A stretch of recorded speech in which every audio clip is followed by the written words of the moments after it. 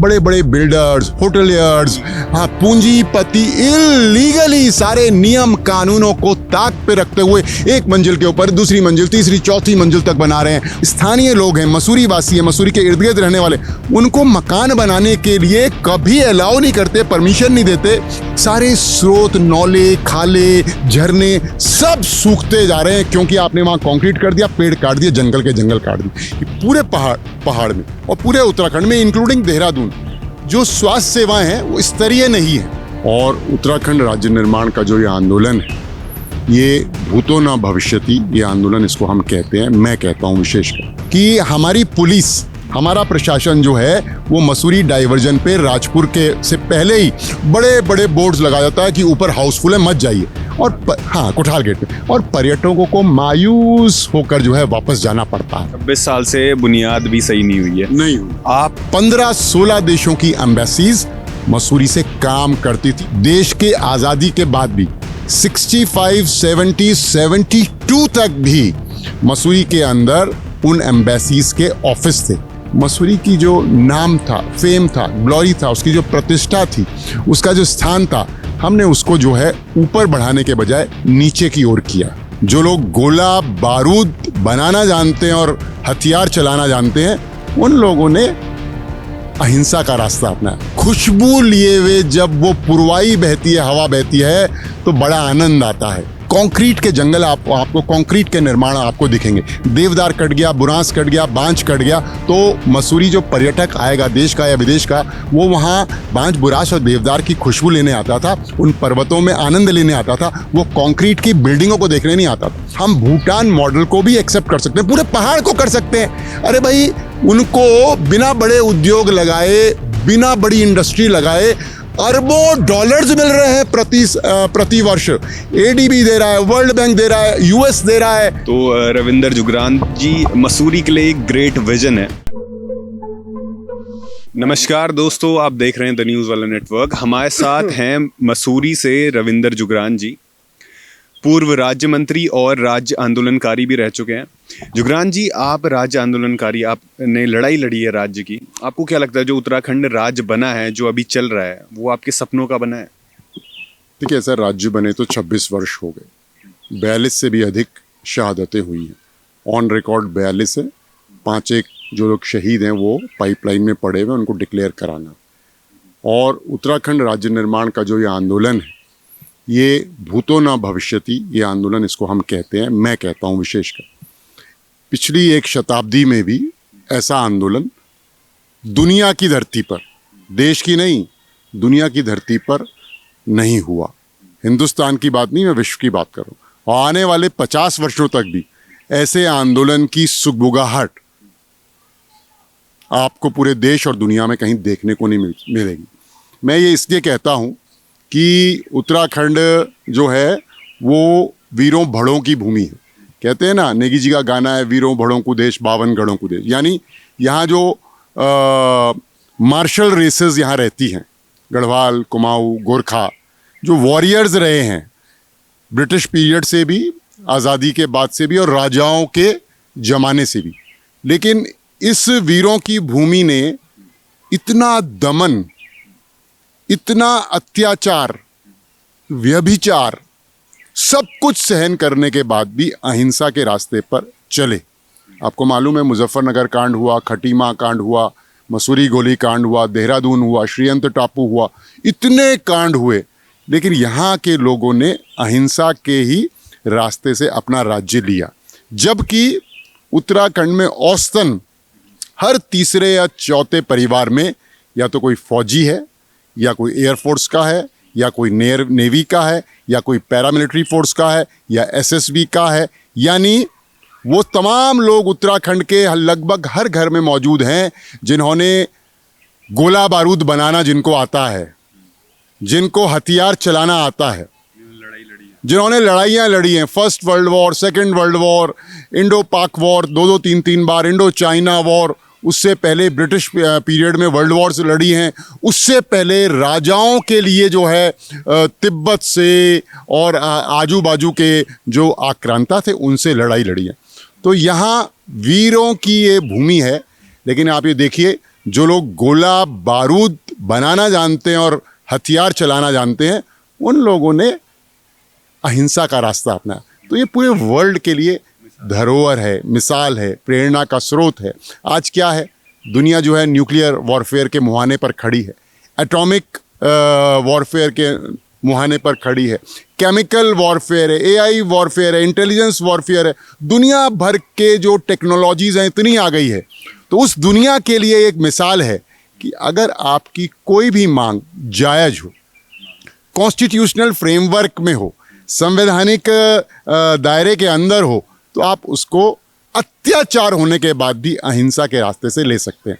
तो ये उत्तराखंड राज्य निर्माण के आंदोलन के बारे में मैंने आपको बताया। और आपका जो मूल प्रश्न था कि अब ये उत्तराखंड बनने के बाद आप कैसा महसूस कर रहे हैं, तो देखिए, राज्य निर्माण की जो मूल अवधारणा थी, ये राज्य पहाड़ जैसी कठिनाइयों, पहाड़ जो है विषम भौगोलिक परिस्थितियों का ये प्रदेश है, जिसकी जो बॉर्डर्स हैं, जिसकी सीमाएं हैं, वो चीन और नेपाल से लगती है। जैसा आप चाहते थे वैसा बना या नहीं? हाँ यही या तो ना? मैं आपको बता रहा हूँ।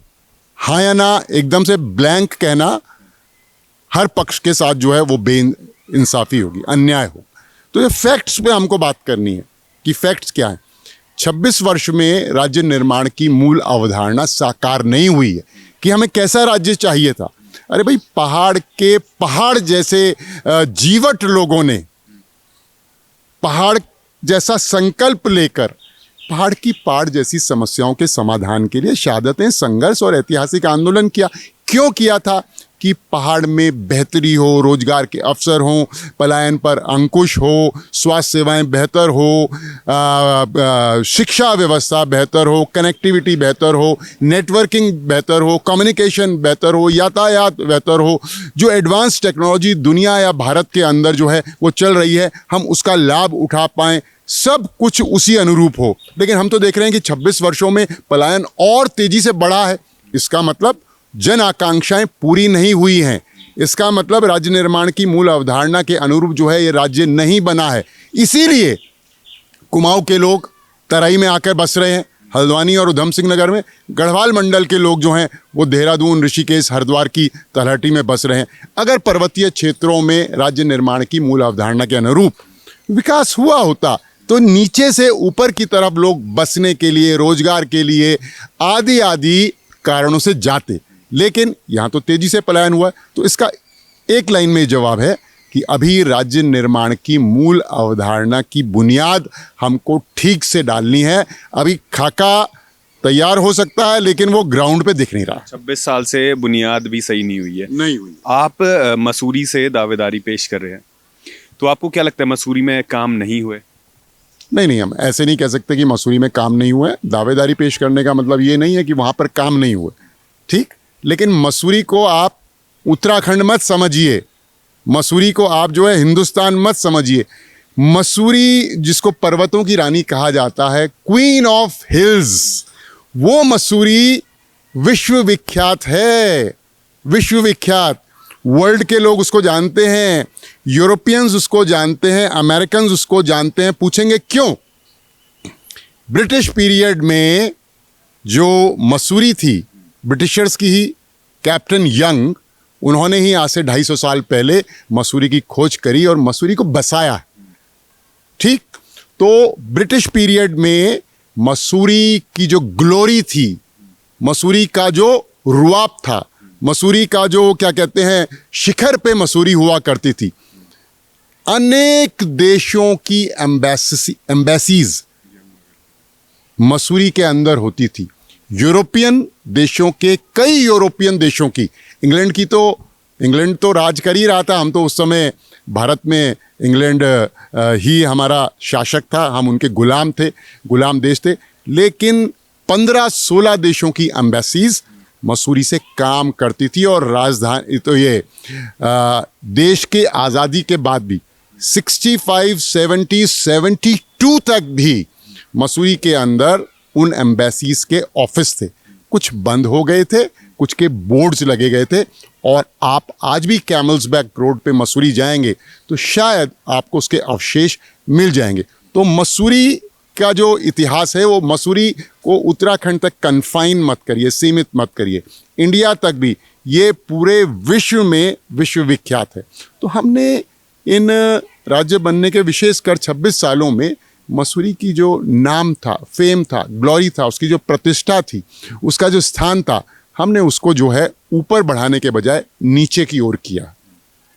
मसूरी जाना जाता है अपनी शांत वादियों के कारण, अपनी प्रकृति के कारण, अपने पर्वतों के कारण, ट्रैफिक के लिए जाना जाता है, अपने पर्वतों के कारण, बांज, बुरास और देवदार की घाटियां और पर्वत की खुशबू लिए हुए जब वो पुरवाई बहती है, हवा बहती है, तो बड़ा आनंद आता है।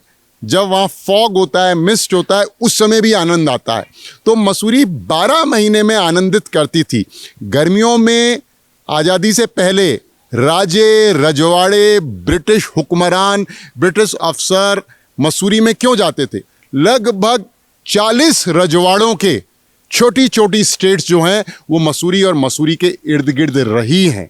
और ब्रिटिश पीरियड में बहुत जो ब्रिटिश शासन के सर्वोच्च पदों पर तैनात थे, उनके बंगलोज आपको मसूरी में मिल जाएंगे। सॉरी टू इंटरप्ट, ऐसा लग रहा है कि हिस्ट्री की क्लास चल रही है। बिल्कुल हिस्ट्री की क्लास। आपको आपका क्वेश्चन फिलहाल सवाल ये है कि आप दावेदारी पेश कर रहे हैं, आप बोल रहे कि मसूरी पहले शिखर पे हुआ करता था, अब हमने उसकी डिग्निटी को नीचे किया है। यही तो बता रहा हूँ आपको। तो क्या काम नहीं हुए? अगर आप दावेदारी पेश करें और आप जीत जाते हैं वहां से, तो क्या काम कराएंगे? अभी की बात करते हैं। देखिए, अभी की बात, मसूरी की ग्लोरी बताना बहुत ज़रूरी था। शायद आप भी उतना नहीं जानते, हमारे दर्शक भी उतना नहीं जानते मसूरी का इतिहास क्या है। तो जिस जगह से हम दावेदारी करते हैं, हमको उसकी हिस्ट्री मालूम होनी चाहिए, उसका इतिहास मालूम होना चाहिए। तो मैंने आपको बहुत ही शॉर्ट में, ब्रीफ में उसकी हिस्ट्री को ब्रीफ किया। लेकिन इन 26 वर्षों में उत्तराखंड बनने के बाद जो मसूरी जिसके लिए जाना जाता था, उसका डेप्रिसिएशन हुआ है, उसमें गिरावट आई है। कंक्रीट के जंगल आपको कंक्रीट के निर्माण आपको दिखेंगे। देवदार कट गया, बुरांस कट गया, बांज कट गया।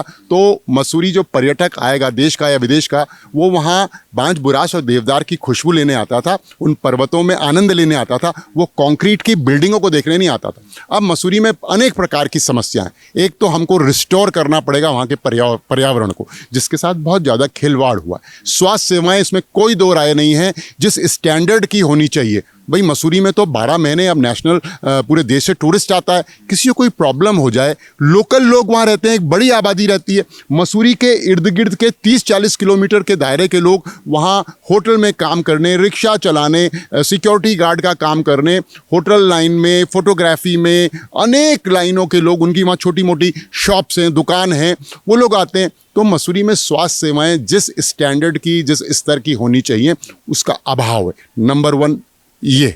उससे पहले मैंने आपको बता दिया, पर्यावरण जो है बहुत बड़ा इशू है मसूरी के लिए।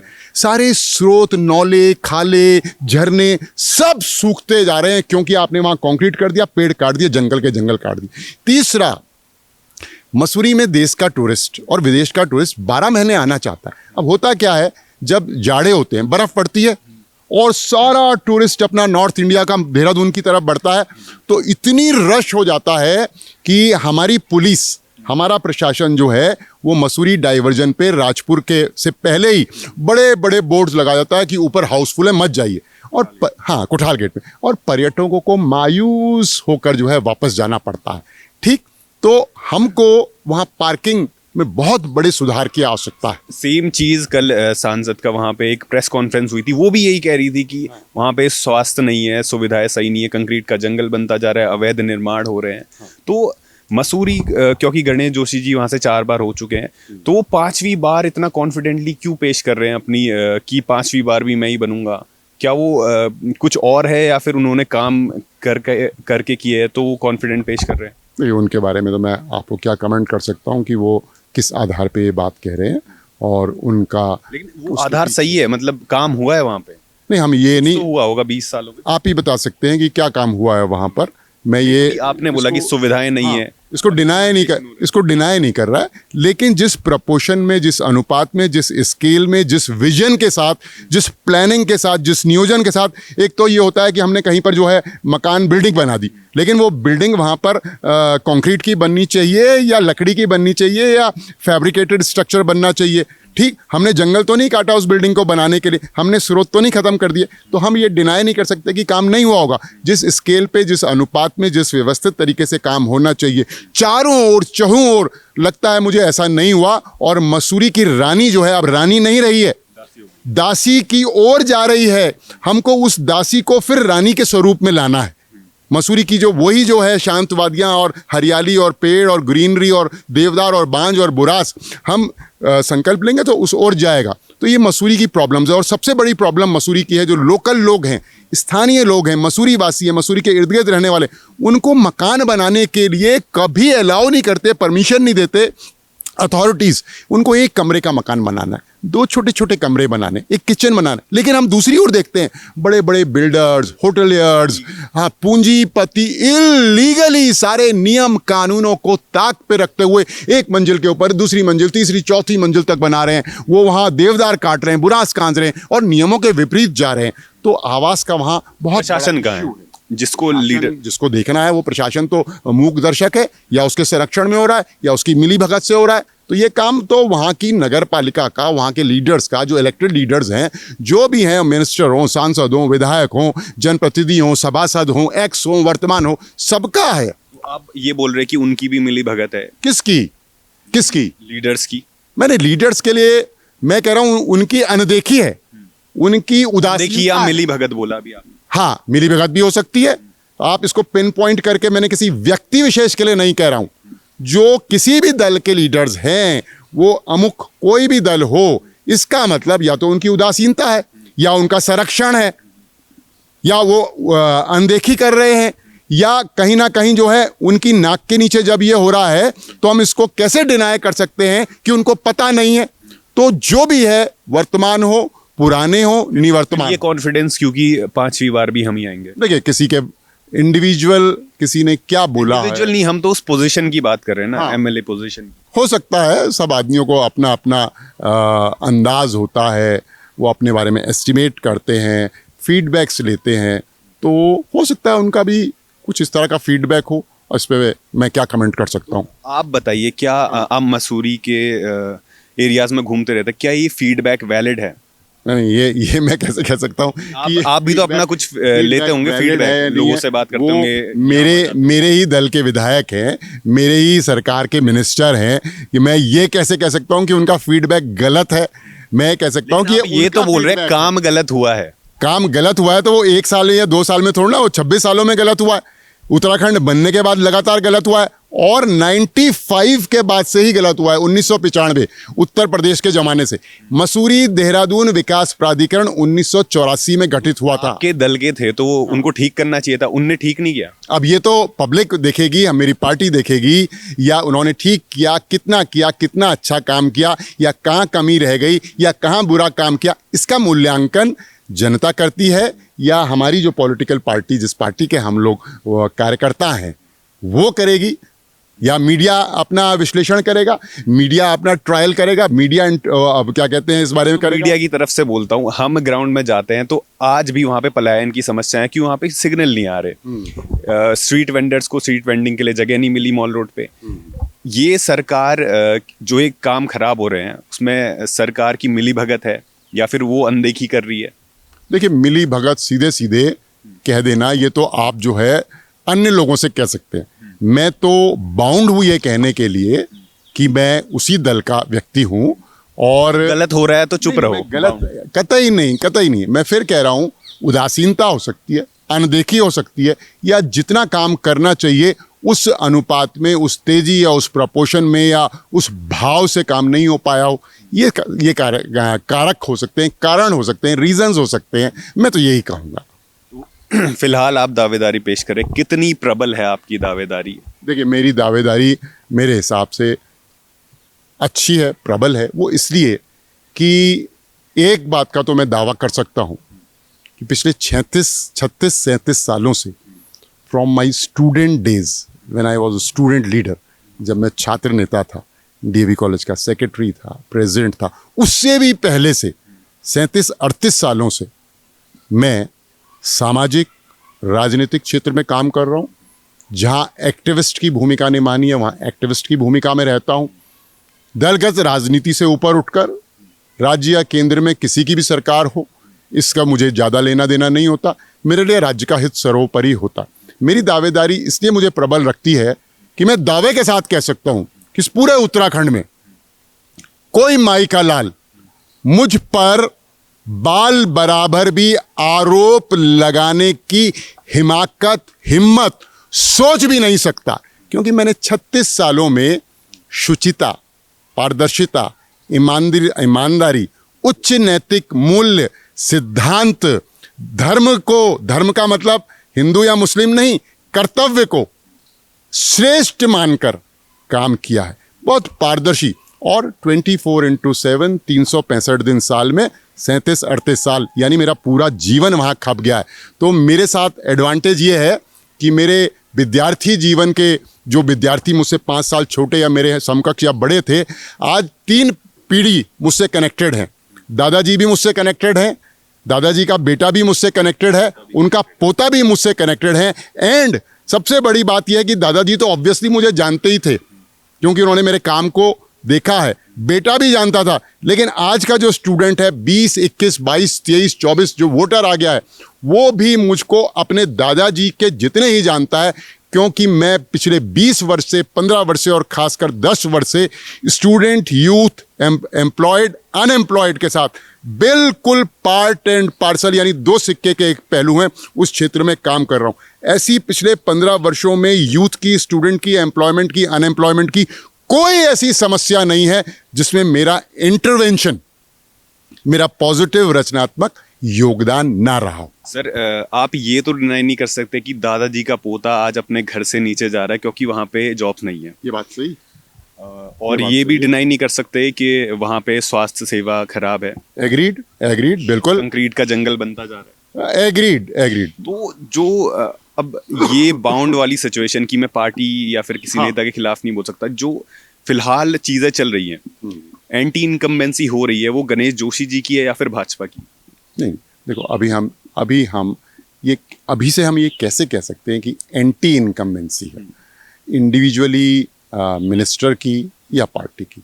अभी हम कैसे कह सकते हैं? लोगों को तो बदलाव चाहिए ना, या तो आप में दिखेगा या किसी और नेता में दिखेगा। देखिए, ये तो आपका जो होमवर्क है, आपका जो विश्लेषण है, आपने जो लोगों से बात करी है, आपको जो फीडबैक मिला है, आप उस आधार पे बात कर रहे हैं, है ना? हो सकता खुद ही बताया ना कि दादा, बेटा, पोता सबसे बातचीत है और खराब चल रही है सिचुएशन। नहीं, मैंने देखो बहुत क्लियरली, मैं चीज़ों को घुमाता नहीं हूँ, घालमेल नहीं करता हूँ। मैं बिल्कुल ये कह रहा हूँ कि पूरे पहाड़ में और पूरे उत्तराखंड में, इंक्लूडिंग देहरादून, जो स्वास्थ्य सेवाएं हैं वो स्तरीय नहीं है। पर्वतीय क्षेत्र में और भी ज़्यादा दिक्कत है। काम हुआ है, उस अनुपात में नहीं हुआ। अरे भाई, जहां 10 डॉक्टर की जरूरत है, वहां अगर 2 डॉक्टर बैठेंगे तो काम कैसे चलेगा? मसूरी की बात चल रही है। मैं पूरे स्टेट की भी बात कर रहा हूं और मसूरी की भी बात कर रहा हूं। मसूरी में स्वास्थ्य सेवाओं के सुदृढ़ीकरण की बहुत गुंजाइश है। मसूरी में ट्रैफिक को रेगुलेट करने की और टूरिस्ट को डेस्टिनेशन तक पहुंचाने की, और मसूरी में ट्रैफिक जाम ना हो, देहरादून से मसूरी तक में ट्रैफिक जाम ना हो, मसूरी लोकल में, उसको भी रेगुलेट करने की ज़रूरत है। मसूरी के लोगों को और आसपास के लोगों को जो मसूरी में रोजी रोटी कमा रहे हैं या रह रहे हैं, उनके आवास मकान बनाने का प्रॉब्लम है। ये बड़ी प्रॉब्लम्स मसूरी के। मसूरी को हमको बिल्कुल इस बेंट ऑफ माइंड से काम करना पड़ेगा, जैसे भूटान की government eco friendly CO2 emission होना चाहिए, कार्बन डाइऑक्साइड का तो कहीं नाम, केवल हम इसलिए जाने चाहिए मसूरी के अंदर, हमारा लक्ष्य और एम ये होना चाहिए, और पूरे पहाड़ का भी, कि हम ऑक्सीजन जनरेट कर रहे हैं और हम CO2 का एमिशन कर रहे हैं। केवल हम CO2 को हम जो है बिल्कुल जो है बर्दाश्त नहीं करेंगे। तो फिर आप देखिए, आपके टूरिज्म को कितनी जो है ऊंचाई प्राप्त होगी। डॉलर्स में पैसा आएगा, नोट में नहीं, रुपये में नहीं। हाँ, मैं प्रैक्टिकल बात कर रहा हूँ। हमारा छोटा पड़ोसी देश है भूटान। आप वहाँ की इकोनॉमी को, वहाँ के एनवायरनमेंट को, वहाँ के गवर्नमेंट की फंक्शनिंग को, वहाँ की व्यवस्था, वो लोग जैसे ही कोई इंडियन या फॉरेनर, हम तो उनके लिए फॉरेनर नहीं है, या कोई जैसे ही एंटर करता है भूटान के अंदर, तो एक टैक्स केवल इस बात का लगता है, मसूरी को भूटान बनाना है। नहीं, मसूरी को भूटान जैसा पर्यटन बनाना है। इको फ्रेंडली जो वो है, पर्यावरण के दृष्टिकोण से हम भूटान मॉडल को भी एक्सेप्ट कर सकते हैं, पूरे पहाड़ को कर सकते हैं। अरे भाई, उनको बिना बड़े उद्योग लगाए, बिना बड़ी इंडस्ट्री लगाए अरबों डॉलर्स मिल रहे हैं प्रति वर्ष। एडीबी दे रहा है, वर्ल्ड बैंक दे रहा है, यूएस दे रहा है, क्या कहते हैं, और विश्व दे रहा है उनको। तो हमारे यहाँ पर्वतीय क्षेत्रों में वैसे भी बड़ी इंडस्ट्री लगाने की गुंजाइश वैसी नहीं है, तो भैया हम भी उस पर चलें। ऐसे ही मसूरी है, मसूरी का एक 10-12-15 किलोमीटर का एरिया तो हमको एनमार्क करना ही चाहिए ना, जिसमें जीरो पॉल्यूशन होना चाहिए ना ऐसा। अरे यस सर। हाँ, तो रविंदर जुगरान जी मसूरी के लिए एक ग्रेट विजन है, राज्य आंदोलनकारी भी रह चुके हैं और पूर्व राज्य मंत्री भी रह चुके हैं। ऐसी इंटरव्यूज़, ऐसी रविंदर जुगरान से मिलने के लिए बने रहिए हमारे साथ। धन्यवाद।